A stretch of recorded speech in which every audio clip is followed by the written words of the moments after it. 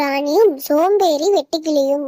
ஒரு அழகான பெரிய தோட்டத்துல சுறுசுறுப்பா இருக்க எறும்பு ராணி இருந்துச்சு. அது அதோட கூட்டத்துக்காக நிறைய சாப்பாடும் தானியங்களையும் சேர்க்கறதுல ரொம்பவே பிஸியா இருந்துச்சு.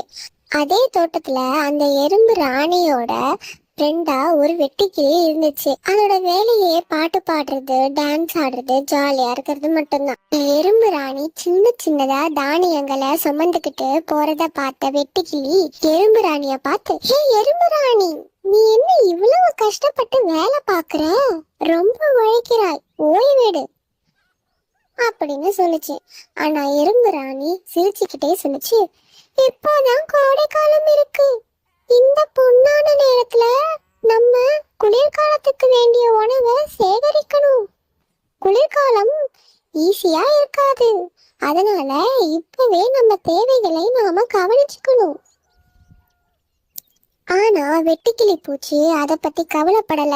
அது கோடைக்காலம் முழுசும் தயார் செய்யாமல் பாட்டு பாடி விளையாடிட்டு மட்டும் இருந்துச்சு. நாட்கள் ஓடிச்சு. மெதுவா குளிர்காலமும் வந்துச்சு. பயங்கரமான குளிர் பனி பெய்ய ஆரம்பிச்சிடுச்சு.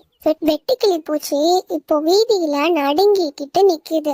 அது ரொம்பவும் குளிர்ச்சியாகவும் பசியாலையும் இருந்துச்சு. ஆனா எறும்பு ராணியோ தன்கிட்ட இருக்கிற ஏராளமான உணவோடு தன் வீட்டுக்குள்ள ரொம்பவே ஆழமான நிலையில வீட்டுக்குள்ள ரொம்பவே சந்தோஷமா இருந்துச்சு. எறும்பு ராணி ஒரு பெரிய இலக்கு அடைய ஒவ்வொரு நாளும் சின்ன சின்னதா தொடர்ச்சியான ஒழுக்கத்துடன் வேலை செஞ்சுச்சு.